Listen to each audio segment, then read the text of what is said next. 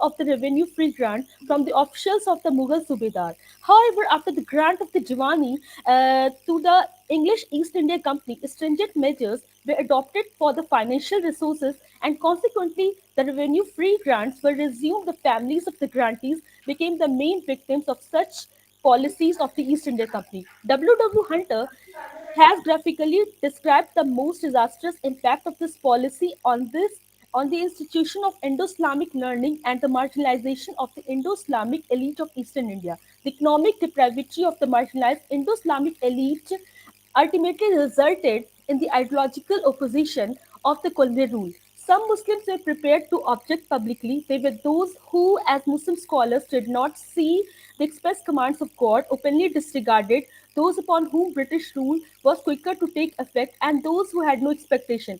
By this time, the Wahhabis and Frizis have started taking roots among the Muslims of Upper Gangetic Valley. The people of Azimabad became a recipient of this radical ideology. Now, my main focus will be on Wahhabi movement in the area of Azimabad, how and why Azimabad emerged and remained as the main center. So before that, I'll talk a little bit about this Wahhabis and what does this term denote. So Wahhabi movement was started by Sayyid Ahmad of Rai Bareli in the first quarter of the 19th century, sought to implement some social religious reforms. At the same time, he was conscious of the political situation in the country, particularly the increasing British political domination and the need to combat it. Wahhabism was a puritanical form of Sunni Islam and was practiced in Saudi Arabic.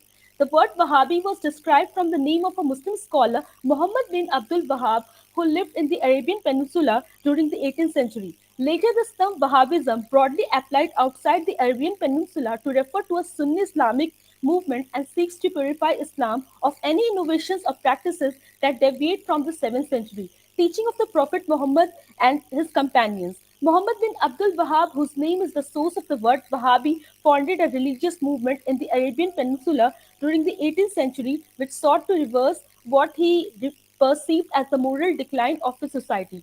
W. W. Hunter, in his work, The Indian Muslims, had taken Wahhabi in a very negative sense. He had painted and framed it in a negative sense, which has acted like its spark which leads to the wildfire among the British government. Hunter had used certain inappropriate terms for Wahhabis like fanatics, traitors, and infidels. He has been regarded as the progenitor of Muslim separatism and has even linked with a deliberate official policy of divide and rule. Hunter gave a description apparently on the basis of his personal knowledge of a Wahhabi preacher in a Mufassil town. In the eyes of British government, the word Wahhabi was synonymous with trait and rebel. Thus, by describing the followers of Sayyid Ahmad as Wahhabis, the contemporary government officers aimed at killing two birds with one stone, branding them as rebels in the higher circles of government and extremists and desecrators of shrine in the eyes of the general Muslims. Wahhabis admitted the right of ijtihad, that is, right to form judgment independent of the four schools of Islamic jurisprudence on matters of law and theology, and strictly emphasized the principle of Tawheed, that is, monotheism, and the discarding of Bid'at, that is, innovations in religious and social matters. They based themselves primarily on the Quran and Hadith. The movement was basically launched in Bihar during the course of Sayyid Ahmad's missionary tour of the state in 1823 to 24. He halted at various places in Bihar, that is Buxar, Chhapra, Dinapur, Patna, Bart, Munger, Bhagalpur, and Rajmahal, and these places where a large number of people took bath. That is the formula of fealty, signifying the acceptance of one's spiritual preceptor. The Wahhabi movement had two important aspects. One is social religious and another is political. The former requiring the preaching of certain social and religious reforms, and the latter the urging for the struggle against the Britishers.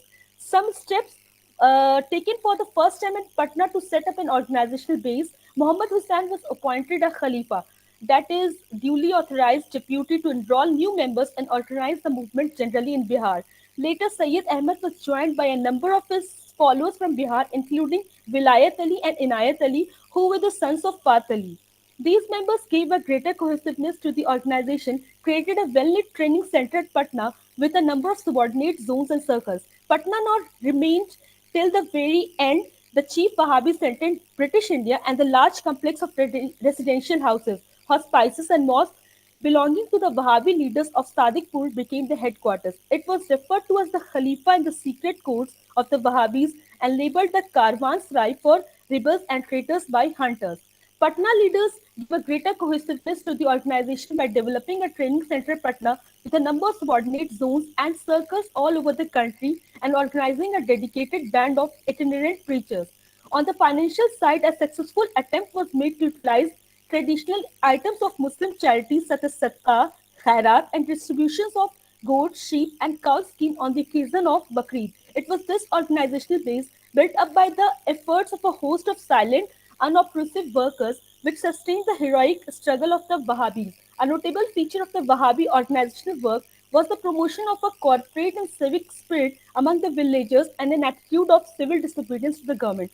Like people were urged not to take the cases to government courts but to get them settled in panchayat like bodies and also not to seek employment under government. Another very significant aspect was the attempt to infiltrate into the ranks of the Indian units of the British Indian Army. The economic undercurrent of the movement may also be briefly noticed. Like Wahhabis took advantage of the ground prepared by the Frizis in Bengal to consolidate their position among the peasants of that area. They worked for the cause of the landless peasants and tried to weld them into a well-knit organization. They afforded them protection against the unjust levies by the zamindars and against the oppressions of the British planters. It was this aspect of their work which promoted the planters to take lead in the suppression. The movement remained dormant for some time after the death of Sayyid Ahmad, but it was revived under the leadership of Ali's brothers. Vilayat Ali and Inayat Ali played a decisive role in the revival and sustenance of the movement during the period after the death of Sayyid Ahmad. Now I will talk about why Azimabad emerged as the important center of Wahhabi movement. So, as mentioned above, Patna became the chief Wahhabi center in British India. Though this movement in Calcutta and Northern Province also emerged, but was not that successful. The reason was that here in Azimabad, a class of Muslim landholders had suffered greatly from British rule. The prevailing discontent in Azimabad against the government owing to some of its social economic policies. The land resumption proceedings, the activities of the missionaries also added to the list of grievances of the people. The fears and apprehension of the people were carefully utilized by anti-government agitators. According to Peter Hardy, in his text, The Muslims of British India says that the majority of Muslim cultivators and landholders were converts or descendants of converts whose relationship to the soil was the same as that of the non-Muslims among whom they lived. British land and revenue policies affected them in the same way as they affected non-Muslims of the same status and relationship to land. The British encountered a system of land tenure which, though did not always recognize it to be so, was complex in detail but simple in principle. Land was occupied and cultivated by families, clans, and tribes. The British desired a land system which would ease the task of collecting the state's traditional share of the gross produce of the soil, promote agricultural production, and create a loyal class of landholders. They abhorred and did not understand an agrarian society based on custom and traditions in which land supported a pyramid of imprecise qualified rights to a share in its produce rather than a clear doctrine of unqualified and absolute possession. In the work of Martin, Eastern India, it is mentioned that the government of India, having the sovereignty of the land, exacted a rent in proportion to the produce. According to the public records, the whole land that has been measured being 5,520,541 bighas, and the free land so far also it has been measured being 1,510,437 bighas. It forms 37.5% of the whole. This proportion was materially erroneous as considerable extents of land have not been measured and probably nearly in the same properties in both kinds, as Martin were not aware of the nature of the tenures in the parts of Bihar district. Indeed, there is strong reason to think that almost every grant which the Hindus occupied has been procured by forgery or other fraud during the confusion which prevailed on the first occupancy of power by the company's servant, and that during the Mughal government no grant of land were tolerated for the support of idolatry of a pagan priesthood. According to the public account, Azimabad contains 1,10,644 bighas, of which 53,982 were not passed. According to the space which it occupied on map, that besides rivers, roads, it contains about 2,27,000 bighas, that is more than double of what it was supposed to do with assets. Even the education system was also not good. Like schools were built in the form of hut called pindai, a name applicable to several things considered sacred. In parts of the country where sugarcane grows, the boiling house usually served for a school. The profit of teachers were, as usual, very minimal. Many children were taught by their parents. Persian was studied for revenue accounts purpose. This shows some people were learning not for knowledge purpose, only for the job purpose. The Persian character was not used for writing Hindustani language, which was entirely colloquial. In the appendix, Martin has mentioned the outcome of his inquiries regarding the state of common education and the number of school masters and teachers. There were 7 Maulvis who instruct youth in the higher branches of Persian literature and the Arabic science, but both were very much neglected. The Nawabs of Bengal established a madrasa at Patna, and the Maulvi occasionally recites, but was often absent and was merely makes a form of teaching. In Tadkira Sadikpur of Hazrat Maulana Abul Rahim says that Sadikpuri family was against English education as they had fear of moving away from Islam. They wanted knowledge to be based on Islamic teaching. In order to save Islam, they organized Anjuman Islamia Jalsa in Patna College in order to discuss about Islam so they won't be away from Islamic knowledge. They were indulged in Arabic, Urdu, and Persian knowledge. Hunter accused government for neglecting of education for Muslims, which has impoverished the Muslim community. Government support and help is necessary, but we cannot blame government fully for their negligence. Another thing Hunter says that Hindus can fit in any environment, whereas Muslims cannot. As Sayyid Ahmad says in review of Gaurav, please Hunter's work, conclude here within 2 or 3 minutes. oh, okay, sir. Okay, I'll try to wind up. Hindus eagerly embraced the education. This was due to difference between the two races. There were numerous classes of Hindu who were never in the habit of discussing the doctrines of their faith. They therefore had no objection to be educated. Muslims, on the other hand, were however born to know all the tenets of their faith, to discuss them, and to regulate their lives accordingly. Now I'll speak about contributions of the Wahhabi movement. Like Wahhabis, success in the social religious field was considerable. Like propagation and practice of widow remarriage, for example, after the death of Akbar Ali, son of Ilahi Baksh, Vilayat Ali got Inayat Ali married to Bibi Sharipan, the widow of Akbar Ali, discarded the ostentatious ceremonies and other wasteful expenditure on certain festive occasion. Like this movement gave the growth of Urdu language, it laid great emphasis on the use of vernaculars in its attempt to carry its message to the mass, as it was widely understood by the message in its attempt to reach to a wider circle. So they also wrote about various religious and social ceremonies, emphasizing the main spirit behind them. They will also careful not to put any seditious teaching in their writings. Even Sadikpur family also contributed a lot, like collections of the late Maulvi Ghaffar Sahib of Sadikpur include some risalas on different subjects such as performance of prayers, widows, remarriage, etc. Thus, to conclude, I would say that if you're supporting and acting like a zombie without questioning, working according to the government, then you are best. The moment you start questioning and demanding for your own right in your own country, then you will be tagged as traitor, infidels, conspirators like Wahhabi movement leaders Inayat Ali and Vilayat Ali. Among the modern reform movement in Indian Islam, Wahhabi movement was one of the most vigorous and influential. The fact that Azimabad served as its organizational base indicates that it enjoyed wide support in that area. The movement has received some response from different sections of society like the ulema, the Sufis, gentry, and the professional groups. Starting originally under a social religious impulse, the Wahhabi movement gained a political orientation, particularly during the period of the leadership of the Ali brothers and afterwards. The Wahhabi movement was a highly centralized one and respective role of its centers inside British India. Thank you, sir.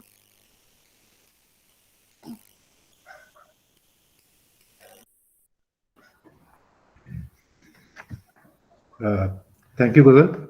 And now our next speaker is Anita Khan. Available? Sorry, Yes, sir. Anayat Khan. Anayat Khan. Inayat Khan, sir. Hi. Yes. Sir. Okay. Paper is Culture and Interaction. Good evening, everyone. In office. This is Inayat Khan. Hanji, please continue. Yes, sir. Good evening, everyone. This is Inayat Khan, PhD research scholar from Center for Advanced Study Department of History, Aligarh Muslim University. The topic on which I am going to speak is Cultural Interaction and Religious Traditions of India, a study of non-Muslims of Punjab during the Ghaznavid period. So far as the early context of the India and the Central Asian people are concerned, it goes back to the prehistoric times, in which trade played an important role. With the coming of Islam, trade was further enlarged and expanded. These foreign countries needed Indian commodities like silk, sugar, textile, and Indian swords. On the other hand, it needed Arab horses and pearls of the Persian Gulf. These merchants came and run the trade freely in the Indian territories and vice versa. However, it was the Samanids who furnished the background for the rise of the Ghaznavid and become structure. In its prosperity, it was a powerful kingdom, embracing nearly the whole of the Iran and the western Afghanistan.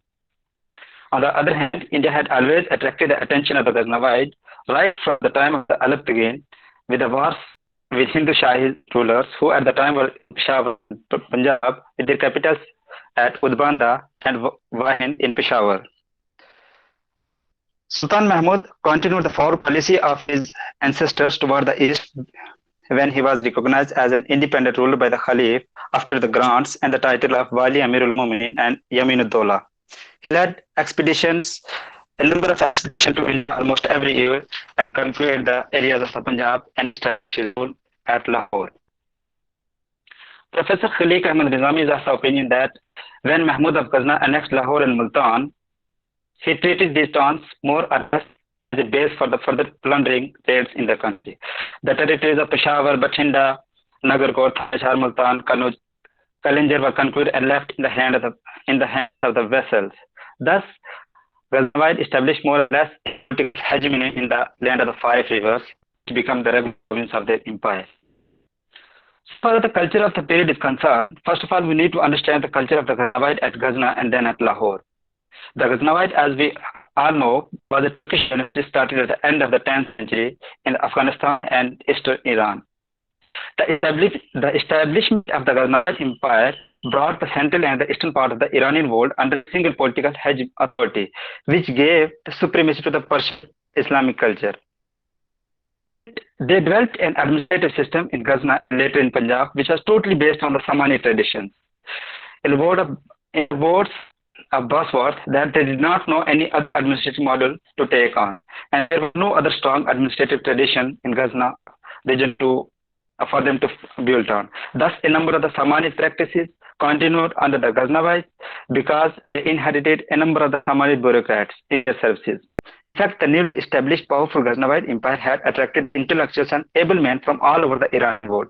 Nizam-ul-Mulk Tusi in his Siyasatnama described that a number of the unemployed youth, officials and secretaries migrated to Khorasan, where they believed that Mahmud's rule brought them appreciation and recognition.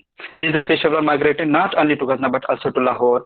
For example, Qazi Abul Hasan al-Shazi, who was the head of the Department of the Civil Administration in northern India at the time of Masood, basically belonged from the Bayud. Another official, Abul Abbas al-Fazl Ishrafani, Wazir of the Mahmud, who also had been the father of the Wazir of Masood and his son Mahdud, also belonged to them. India, on the other hand, we all know that it was a very rich cultural tradition in all the fields, comprising many diverse racial habits, religions, linguistic, orbit, geographical bonds, politics, and other interests. So far as the society of Punjab is concerned, it was at the time when the Ghaznavid invaded as similar as in other part of India, which consisted of four castes. Al-Biruni, the great scholar and the polymath, says that the Hindus among them, the Hindu call their caste as Varnas, and from a genealogical point of view, they call them Jatis, the highest among Brahmana, then Kshatriya, then Vaishya, and the Sudra. Among the four, only the Brahman were exempted from the taxes. He further pointed out that after the Shuras followed the people called Antiyaja, who deliver various kinds of services, who are not reckoned among the caste, but only as a member of the certain craft profession.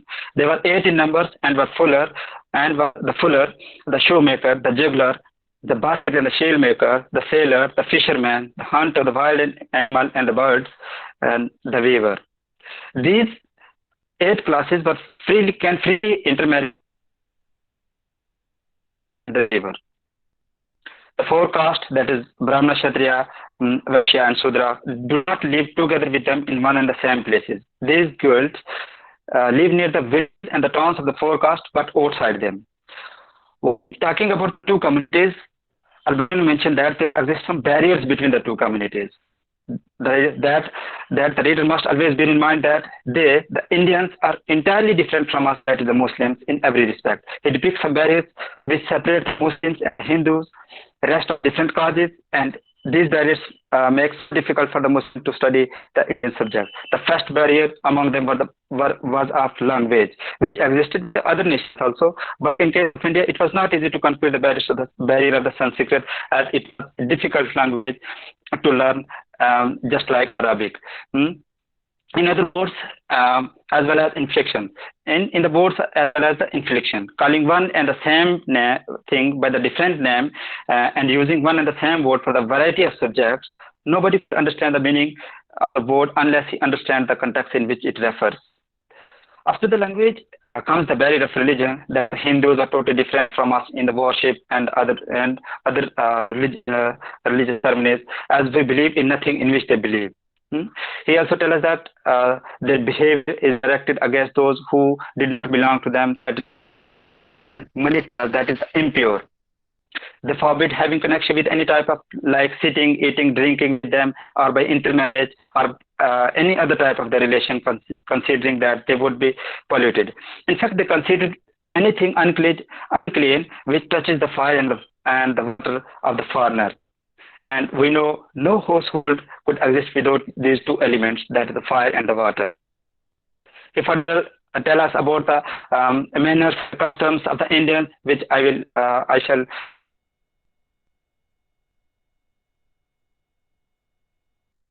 discuss, is that of a strong national character deeply rooted in the Indians. The Hindus believe that there is no country like theirs, there is no religion like theirs, there is no king like theirs, no science like theirs. And if anybody tells them about the science and the scholars, about Khurasan or Persia, the Central Asia, they will think him to be both an ignoramus and liar. In Punjab, after establishing their role, a free and uninterrupted intercourse was started between India and the Muslim countries of the north and northwest area. A huge number of the common people migrated from eastern Iranian and Bold, and later from Ghazna to Lahore. Among them, some prominent religious divine scholars and poets started moving across Hindu mountains. The movement of the people, their ideas, their literary concept towards east regularly integrated Khorasan and eastern Iranian world with Ghazna and Punjab. That once this seed was implanted in Ghazna and eastern Afghanistan, Ghazna and eastern Afghanistan began to develop a Persian culture of their own. Similarly, with the migration of these people from Ghazna to Lahore under the Mahmud and later his son Masood, the ideas, literary activities, and the culture traveled with them to Lahore also. Many Muslim families from Khorasan, Transjordan, Afghanistan and Persia came and settled down in various parts of the Punjab. They brought with them the rich cultural tradition of their respective countries. In a similar fashion, the newly developed culture of the country laid in Lahore, which soon after the fall of Ghaznavid became the new capital of Ghaznavid and became a center of learning and cultural tradition, which flocked a large number of the poets and scholars. Among the most prominent personalities are Masood bin Saad bin Salman, who not only wrote in Persian and Arabic, but also composed his divan in Hindi. Abul Farj Royani, who was a native of Royan near Lahore, and Sheikh Hossein Sangani of Lahore is mentioned in several historical and biographical works. Ghaznavid court, no doubt, contained a group of the excellent poets. Their poets were presided by Unsuri called entitled as Amir Shah, the cultural property of the Ghaznavid, and the Zubulistan. The point of the Bosphorus shows that no major poet or the scholar of the court seems to have been their local man. Farukhi came from Sisan, Munashari from Damgan, Unsuri from Balakh, Gadari from Ray, and so on. Bosphorus further remarks that they also depicted on Samanid not only for the political structure but also literary and artistic trends under them, also the same pattern as it was under the Samanid. Ufi and Utpi inform us that Sultan Mahmud himself, as a poet and scholar, he is said to have the author of a book called Tafrid al-Furu, a studied book on fiqh, that is jurisprudence. The court of Mahmud and Masood are undoubtedly rich cultural centers. According to Al-Bani, there are 400 poets in regular attendance in the court of the Mahmud, presided over by Amir Shura, Unsi, who also composed elegies on the campaign of his master. Mahmud and Masood, on the other hand, in their Indian campaigns from Lamban Shah, Lahore, Bhatia Shah, Nandana, and etc., had acquired numerous Indians prisoners of war, Barda and slave Banda. Because of their militaristic basis, Ghaznavid had a multicultural army. The core of their army consisted of Turks and Hindu, that is the Indians. These slaves are brought at an early age. Their minds were trained by the expert, and their bodies were trained for warfare. Thus, by the 11th century, the nucleus of almost Please every conclude your paper almost within 2 all or the 3 historic. minutes. Please conclude your paper within 2 or 3 minutes. Okay, sir. Okay. Al-Biruni then mentions about the dietary habits of the Indians, that they eat singly one by one on the tablecloth and the plates which they used were thrown away if they were earthen. They drink wine, they chew areca nuts and the bitter leaves and the chalk. As a result of this, their teeth become red. He also gave us a list of some lawful and unlawful animals which were forbidden in the region.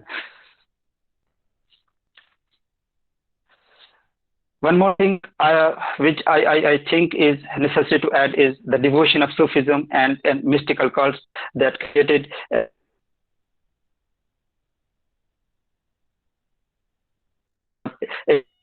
of the Sufi started from Central Asia to Ghazna and then to Lahore. If we look at the medieval Punjab, it presents a picture of religion, which was meeting place of different cultures, background of numerous historic battles. In fact, it was narrow center of the later Delhi Sultanate and ground of the social force in more character of the society. It was for Punjab that Sufism filtering the rest of the country. Punjab became a half a host between the Muslims of Central Asia on the one hand and the Rajput king on the other hand. Eminent scholars, poets, and Sufis, as I have already discussed, that settled in Lahore, Multan during the Ghaznavid period. To conclude, the whole of the Ghaznavid period is considered as an example of the great cultural synthesis of Punjab. It was a period of a new phase of the cultural development where the cultural development was started in India. They introduced fresh ideas and promote the rise of a new future in the field of religion, philosophy, art, culture. Secondly, the non-Muslims enjoyed under the Ghaznavid services, as Muhammad Habib remarks that about Tilak, that his career shows that his rapidity with the Hindus and Muslims were both forgetting their religious differences in the services of a common king and superbly oriented feelings of love towards the soul. These non-Muslims were also allowed to observe the religious ceremonies. We are told by Al-Ma'ari that Hindus were granted separate quarters in the imperial Ghaznin by the Sultan Mahmud and allowed to observe their religious practice in ceremonies. He also described some scenes of the Hindu women practice in the Ghazna during the Mahmud. Thus, the Ghaznavid created an atmosphere in which interaction between the followers of the two different cultures took place and the fusion became possible. The Punjab, with Lahore as its center, had become the nucleus of the composite culture even before the foundation of Delhi Sultanate, which separates the entire subcontinent of the after the establishment of the Sultanate. Thank you. That's from my side. Okay. Thank you, Nat. Thank you very much. Actually, from ancient time period, Indian culture and traditions are very rich. Not after that, from the Ghaznavid period, but already Indian traditions and culture very rich. We discussed in the last. Now, our next speaker, Sopan Chaudhary. Sopan Chaudhary, available? Hello, am I audible? Okay. Yes. His paper is Caste and Sexuality in Nagar Shobha. Please. Yeah. Hello, everyone. My name is Swapnil. I am in PhD first year at Department of Humanities and Social Science at IISR Mohali. So I'm presenting this time at the Caste and Sexuality in Nagar Shobha, a text which was written in the 16th century by Abdul Rahim Khane Khana. So I will share the slides here.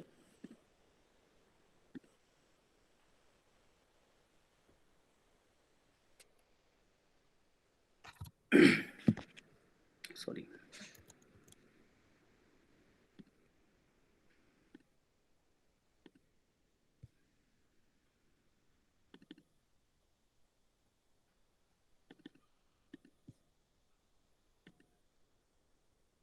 Is it visible now? Yes. Okay.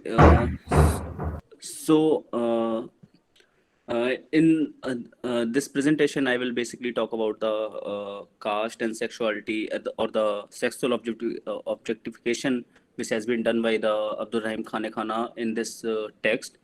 So as we know, the caste, class, gender, reason, and language are some variables which stratify the society. And in India, religion and caste are two main factors which divide our society on the large basis. So the word caste owes its origin to the Spanish word casta, which means breed, race, strain, or complex of hereditary qualities. Portuguese applied this term to the class of people in India known by the name of jati. So these were basically like Portuguese used to implement the word casta in their racial superiority or the purity of their blood. So they the origin of the caste word caste has been taken from the casta. So, as we know, the in India, division has been on many dimensions. If we talk about the caste, so upper caste has been portrayed as the pious or who follows the rituals and they have some traditions, and the lower caste people are some who are always who use who don't have any sanitary habits or filthy or they live in a very depressed and marginalized conditions. So these are some basic basic facts about the caste. And as the Smita Narula says that caste is a graded system of inequality, such graded system of inequality where people who even suffer from the caste discrimination has to be part of the caste system.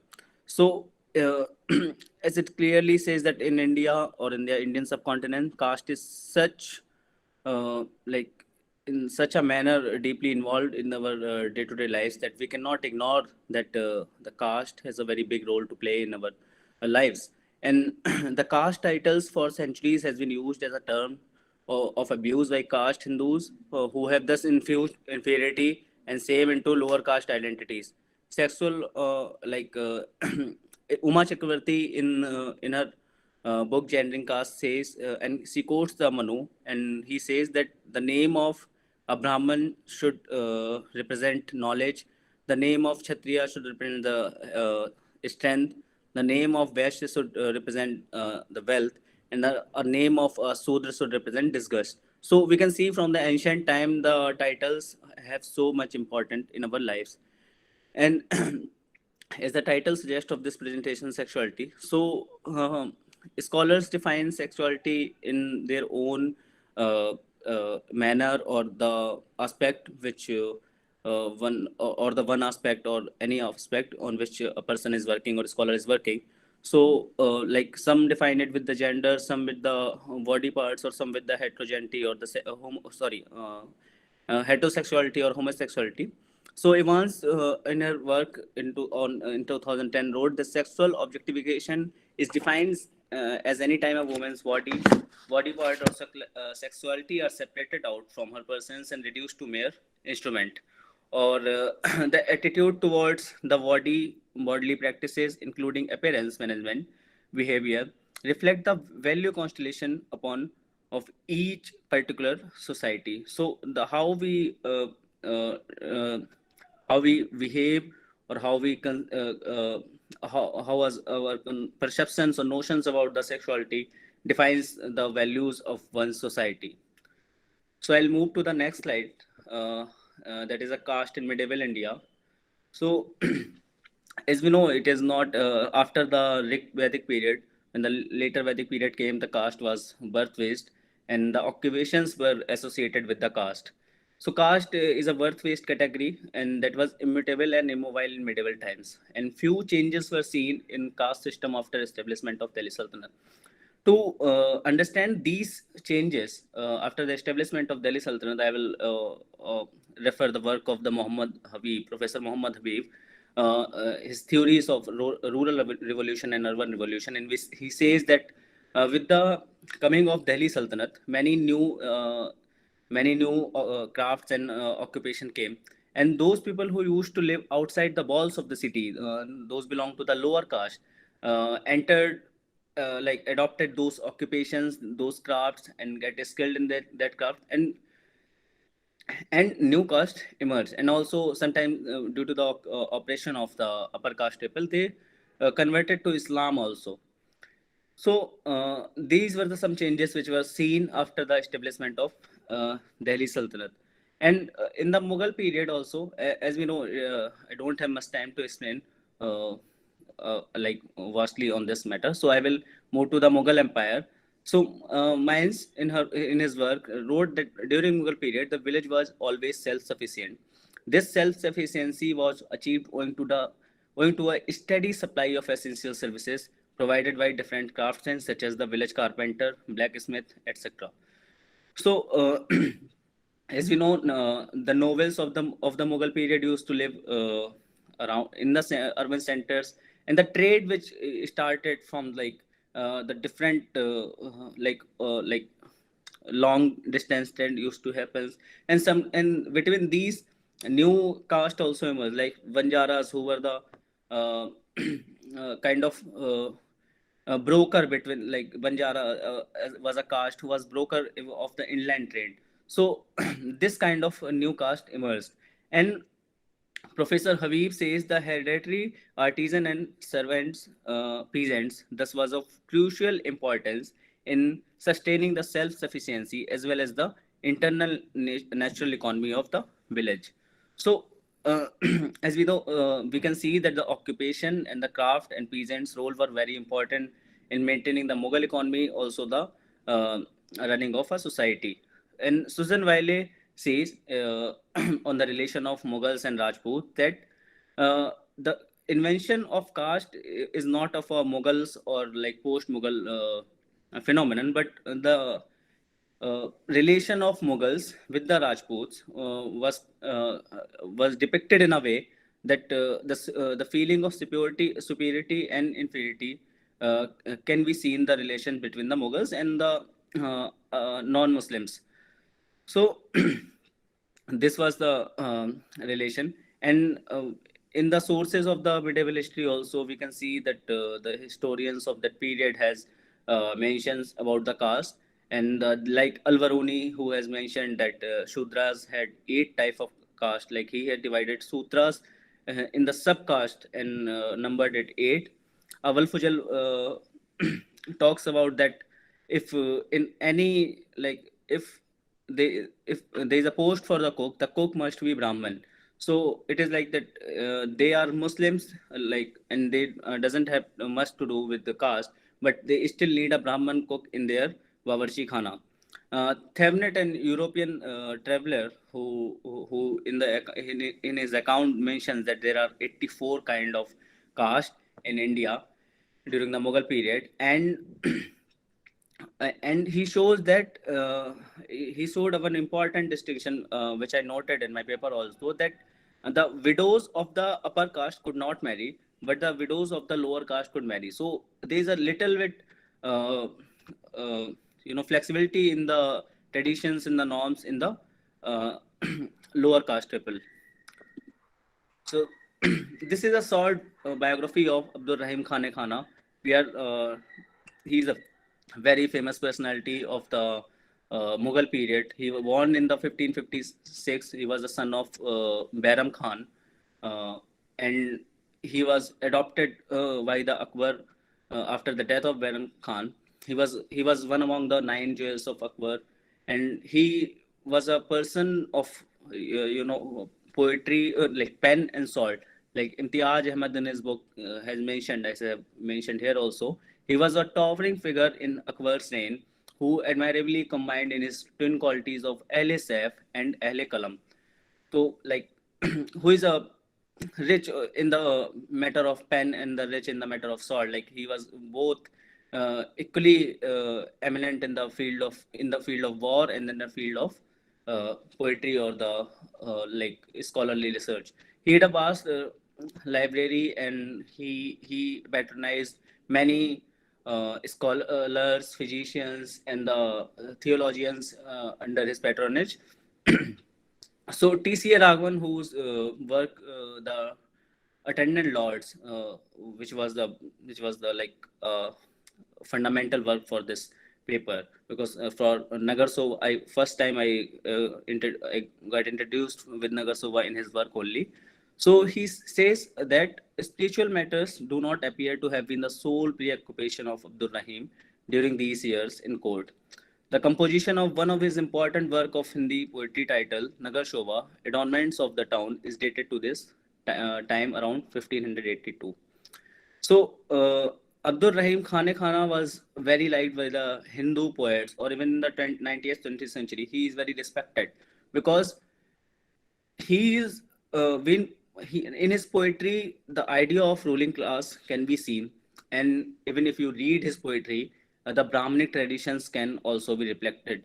Like like Dr. Maya Sankar in his Rahman Vilas says that Rahim was the poet of India, and even though he was Muslim, he mentions Hindu gods in his work, but he did not mock them like other Muslims, or like you can say other theologians of that period.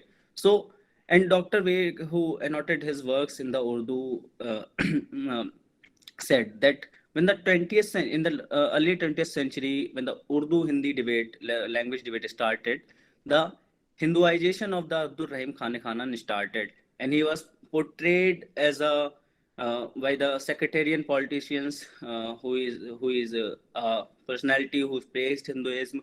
Like you can see that even in this contemporary government, the medieval characters has been portrayed good as bad and in the bad category. Here we can see some of the verses of Nagar Sobha. So the quality of the Nagar Sobha, or the important characteristic of Nagar Sobha, is that the upper caste lady has been mentioned in the like in the first verses.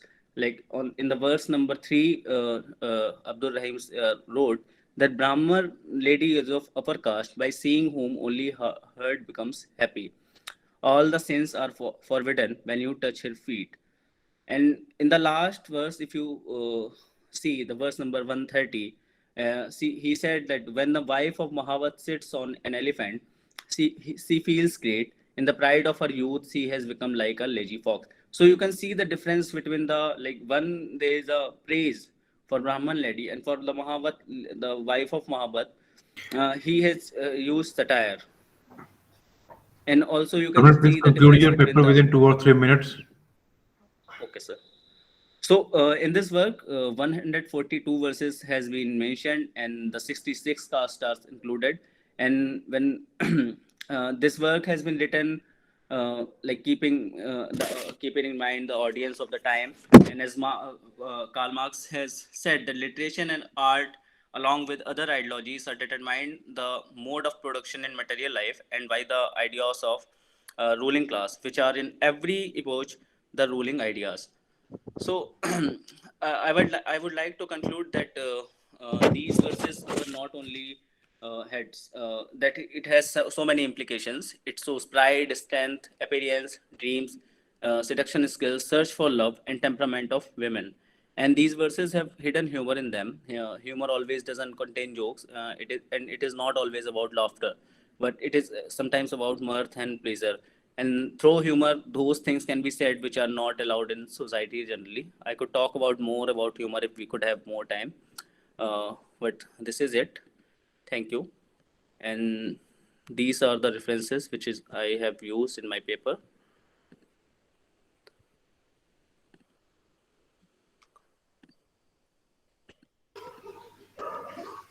Thank you. Thank you, Swapnil ji. There were 5 papers in this session. One, Unda Pathak was absent for paper. Now, papers are open for discussion. There is any question from the delegates?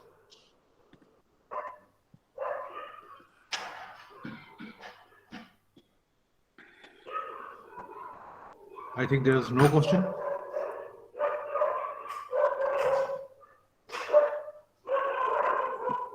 Participants are requested to put their questions in their chat box or can ask the question by raising their hands. Thank you. Yeah, exactly. I have a few questions from the participants. I hope all the participants are available here for the open discussion. First question I have with Roshni Roy. Are you there? Yes. Yes. Roshni, I have few questions from you. Like you are studying the church, particularly in Madras area, right? Yes. And that is the old name of Chennai, if I'm not wrong. Yes. Yes. Exactly. So these churches are built inside the fort, the first church which you are showing. Yes. And who made this fort, particularly? The English, basically, the land was given to the East India Company, right? However, the problem with this, I mean, that's a very simplistic answer. Even though the company was technically the English East India Company, the people who worked for the company, a lot of them were free merchants. And there was a Portuguese settlement just to the south of this particular fort called Santhome. So actually, there was a lot of, the population of the Portuguese was substantial. And the English actually incentivized Portuguese and natives to either settle in the fort, and there was a native settlement to the north of the fort. So to simply say that it was a purely English settlement, which I've tried to explain that in my paper, so to say that it was purely an English settlement would be, like misinformative. Does that clear your? Yeah, it is. I have one more question. Do you found any similarities between these church and within the European church? Yeah, there are actually so many, but unfortunately, because my paper focused on the religious traditions and the context of these churches in Madras itself, I couldn't go into them. So I think I mentioned when I was talking about the three, Yes, yes, I remember you mentioned that. I was talking about like with the particular church you found any similarities in Europe or not? That's this is so my exact question. So, for example, the stained glass windows in St. Mary's that have these floral and foliate motifs. Yes, exactly. The glass windows, yeah. Yeah, exactly. So there's very, very similar ornamentation in cathedrals and churches in England, such as Norwich Cathedral and Southwell Minster. And there, this sort of ornamentation is not only in stained glass, but it's actually sculptural. So these motifs have been carried through different media. Okay. And there is no local impact on these church fortifications? There is a huge local impact, but because of the dearth of time and the word constraints, I couldn't go into them. I think I showed a picture of the Western Gallery in St. Mary's Church that had like this intricate wooden carving, and yes. It's most probable that Indian craftsmen work on them because the motifs that were used and the decorative motifs that were used there are very similar to those used in Indian temples and other Indian buildings. And because, at that particular point of time, there were no English craftsmen per se, which is why the stained glass window from St. Andrews had to be imported from Scotland. But in St. Mary's, they didn't have the money to do that. They didn't have the time to do that. It was just a very early church. They were fighting with everybody around them. So they probably employed Indian craftsmen and laborers. And that's why when you see the Western Gallery, it's very, very similar to Indian temple decoration. Okay, thank you, Roshni. That was a very nice presentation of you. So I have other questions to Ghazala. Ghazala, are you here? Yes, ma'am. Actually, this was quite difficult for me to ask question because you were not presenting any PPT or the presentation. You didn't uploaded any presentation. So I have only one question from you.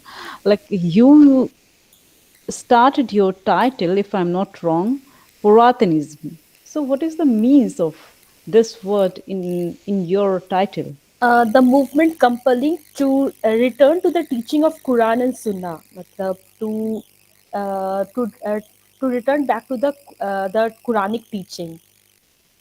Yes, it Oh, means Puritanism, basically. okay, because as far as I'm thinking, like we are not using these type of words for when we are going to study the particularly the Quran or the particularly the Muslim literature. That's why I was curious to know why you used this Puratanism word for this title. Okay, thank you, Because it Ghazala. was the starting phase of Wahhabi movements, basically the genealogies, that how Wahhabi movement started, what was the main motive. So they decided that, like I was talking, that this Wahhabis were, like Sadiqpur family were against this English teaching, because they were thinking that Yes, uh, because from that it will be clear that they were against this English teaching, because they thought that English teaching might will be leading them away from Islam. So they basically focused on Quranic teaching, basically. yes, exactly. At that time, when this movement was Hmm. on air, particularly the Muslim community, they were focusing on their Hmm. own traditional literature Yes, and their yes, traditional teaching, not yes. particularly the other teachings like the British Uh-huh. language or something. At Okay, thanks. latest, okay, ma'am. At later stage, we find that they also started supporting this English education also. At when after this 1857, when everything was completely Yes, distorted. So, exactly. After 1857, these things were huh, started. But yeah. before that, For that, yes. yeah. So thank you, Ghazala. Thank you, ma'am. Thank you, ma'am. Inayat, are you here? I have few questions from you too. Yes, ma'am. As you have presented many things, and I think I have no idea. Only I am facing the sound barrier from your side, or all the listeners are facing this sound barrier. So I have one question: like, what was the major cultural interaction have you studied, or have you noticed while studying these type of things, like in the sense of non-Punjab? Because Exactly, there ma'am. are many, Uh, but what you exactly you yes, noticed? yes, It is purely based on the ma'am. I have literature. yes. Yes, ma'am. I have already, I have mentioned all the things about the culture, religion, and their dresses, their dietary habits, as well as other things which include in the culture. But there is something which is majorly impacted, because most of the other scholars, they have also mentioned these type of things. But what you exactly, what is the lack which you found in this? Yes, ma'am. After coming after the coming of Ghaznavid in Punjab, a, a new culture has been developed by the assimilation of the Muslim as well as the Hindu, which is already existing in the Punjab. By the assimilation and the mutual adjustment of the both the cultures, in cultural trends started well in Punjab, which continued under Sultan and later Mughals. Because we didn't found much literature on the Delhi Sultanate. This is the limitation with the Delhi Sultanate. I hope you agreed with this. And from the Mughal period, we have lots of literature, right? Yes, ma'am. Inayat? Ma'am, actually, I am pursuing my research on Delhi Sultanate, so I'm good. Okay, it's okay, Inayat. Thank you so much. So over to you, Prabir. Ghazla, I have one question from you. Not a question, it is a query. Okay, sir. Okay, sir. Yes. Ludhiana was also a very important center at the time of British. Hmm. One of my students did her PhD on Ludhiana At that time, we found Ludhiana was also important center for Wabhi movement. Is there any can you see is there any contribution in the freedom struggle of the Wabhi movement? There is any Uh, contribution in the struggle of freedom movement? yes, sir, Wabis? there was, but at later stage we find Mhm. there was, sir. Okay. So actually, this is a part of my MPhil dissertation. Actually, I'm still working on it. So I have just look it through this 19th century one. At later stage, I'll look to it that what happened at later stage. But yeah, they had contributed a lot. There there is. You can also work on this part also. Mm-hmm. Uh, freedom in the freedom struggle, contribution of the freedom struggle by the Wabis. Yes, sir. Contribution. Okay, thank you. Okay, thank you, sir. Thank you so much, sir. Any other question?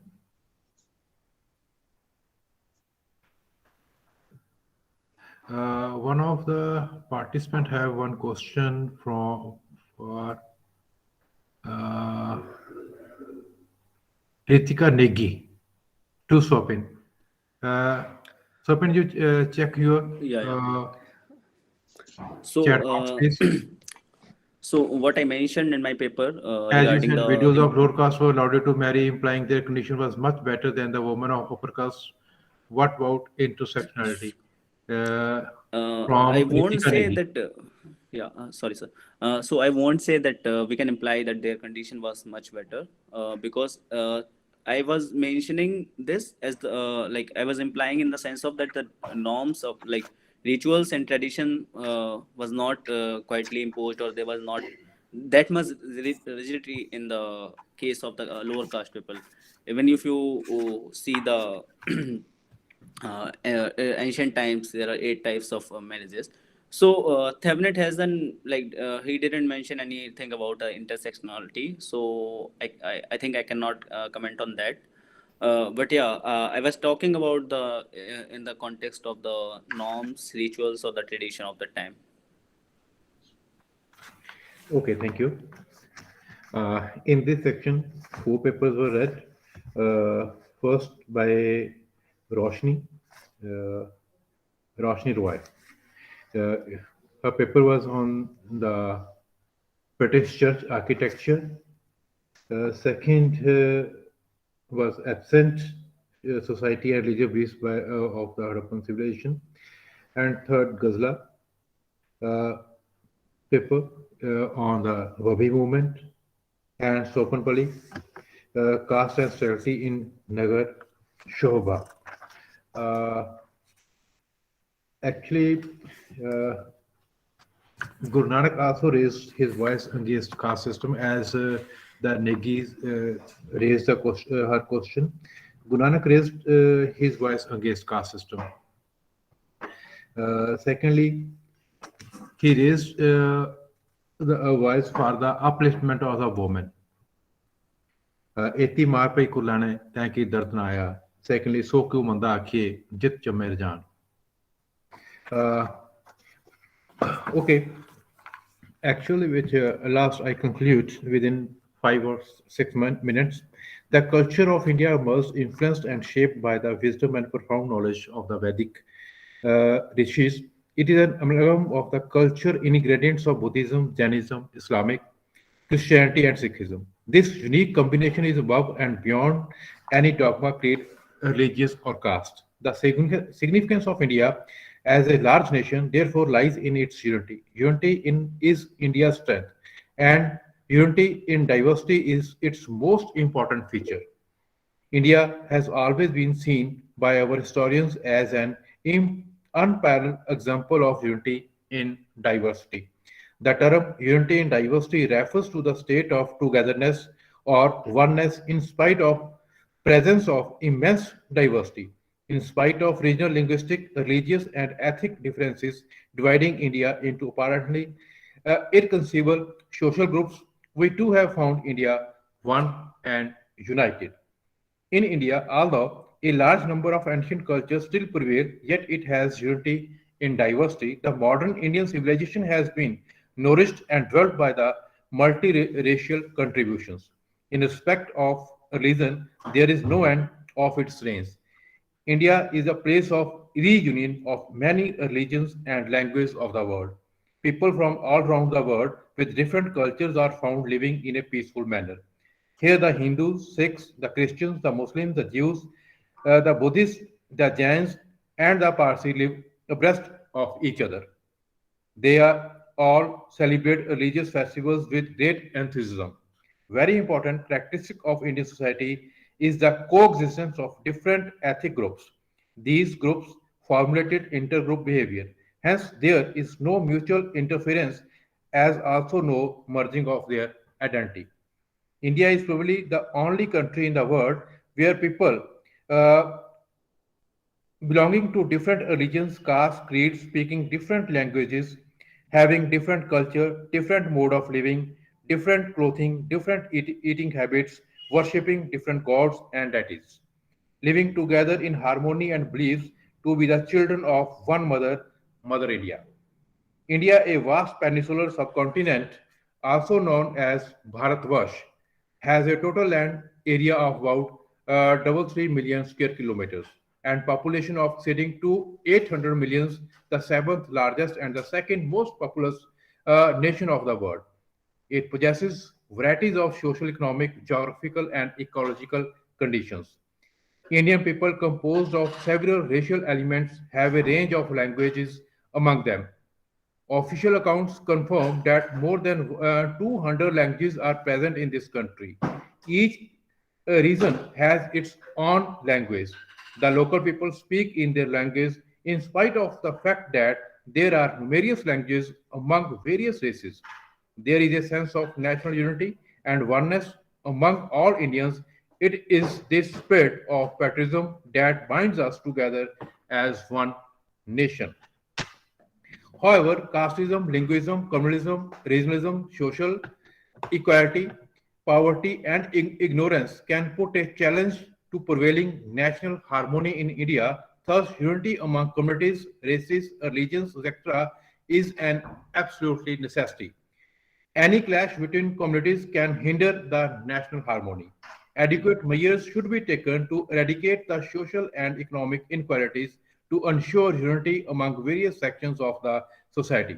Many social issues such as caste system, child labor, dowry system, gender equality, status of women should be phased from Indian society. Indian philosophy has developed on its own soul. It has not been borrowed from anywhere. This has blended the various cultures together. There are differences in all conceptions of gods and modes of worship. These changes have been gradual due to interaction of different groups. But the ultimate aim of achieving salvation and the fear of hell keeps them all bound together. When the people are educated enough to overcome the influences of impostors, when the economic disparities between classes of people are eliminated, the gulf separating the people would be bridged automatically. The forces of discord and disintegration thrive in economic deprivation and social injustice. In their absence, they die a natural death. It is important to accept that there is a need to inculcate commitment, dedication, and loyalty not to a party, not to a particular religion, but to the nation as a whole to maintain unison within the country. We have to form strong and durable links to create national unity to avoid disastrous consequences. Certain measures are necessary for national integrations. The banners, posters, slogans are not the remedies of this dreadful malady. It is important to study the problems, their causes, and we must be sincere to remove them without causing any harm to our national feeling. The light of education should be widespread to remove the evils of illiteracy, ignorance, superstition, and selfishness. No language should be imposed on those who are unwilling to accept it. Importance of national integration in India should be made known through radio, television, film, drama, and songs. Removal of poverty and casteism, restoration of moral and political sanity are what we essentially need. the social customs and traditions which the Indians observe irrespective caste, race, and creed in all parts of the country contain within them a sense of unity. It has kept alive a message of unity in diversity in India. Following the different traditions and culture which diverse society in India have developed, there lies a sense of unity which keeps the people of India bound together. This fundamental unity can be observed among all the Indian tribes and races. We have a cultural unity in India in as such as our philosophy of life, our customs, creeds, and traditions are basically more or less the same. India is a large country. Different regions observe variation in climate. The spoken language in one state is obviously different from that of another. They celebrate different festivals and perform varied religious rites. People belonging to diverse cultures, belonging to different religions, religious faiths, in spite of these diversities, Indians feel a sense of unity and oneness among them. Thus, we conclude that India is a land of unity in diversity. Thank you very much. Thank you for all the participants and thanks for the organizer for inviting me. Thank you. Thank you, sir. Thank you, all the presenters, for your marvelous and insightful presentation through your diverse fields of research. But my special thanks goes to Professor Daljit Singh, sir, for giving his time in chairing this session out of his busy schedule. And thank you very much for being part of the Asar family. Namaskar and Sasrikar to all of you. Now over to Amita ma'am to give a formal vote of thanks. Thank you very much, Mr. Prabira. So, thank you very much, Professor Daljit, for joining us and giving us a very brief about the session and also the concluding remarks. And I would like to thank to all the listeners and all the presenters who joined us with the patience, because the session was running with the 9 hours. So thank you so much for having patience. I just want to add one thing here, as we also have a meeting with the Niti Aayog simultaneously at 4:45 with the Delhi government, and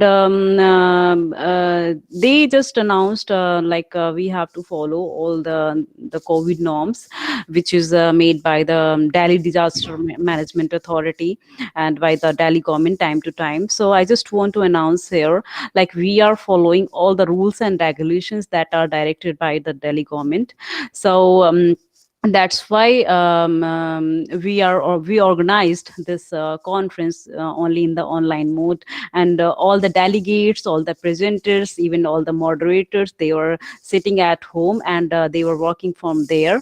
And even presently, Azar is following all the COVID norms given by the Delhi government, and Azar is doing all the activities only in the online mode, any training, any workshop, any internship, anything which is related in our activity, we are just doing by the online mode. So I just want to announce to these things, like, we are very helping. As we know, the new variant of the COVID, Omicron, that is very dangerous. So we knew the things and we are very aware for these type of things. So that's why we are doing and we are performing all the things only in the online mode. Once again, I would like to thanks to everyone. And we will meet tomorrow at 10 a.m., which is starting with the special lecture of Professor Emeritus Professor Irfan Habib. So tomorrow we will meet at the same platform at 10 a.m. Thank you so much all for having patience. Thank you. Thank you.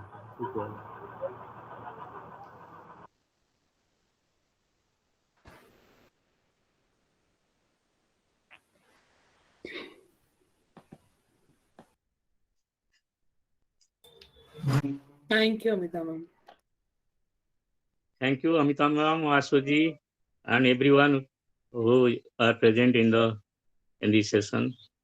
Thank you to all of you.